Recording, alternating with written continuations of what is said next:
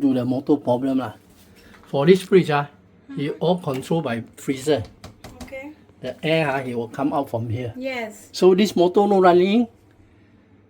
That's why he no cold. You see by right you close this door, he must running. Okay.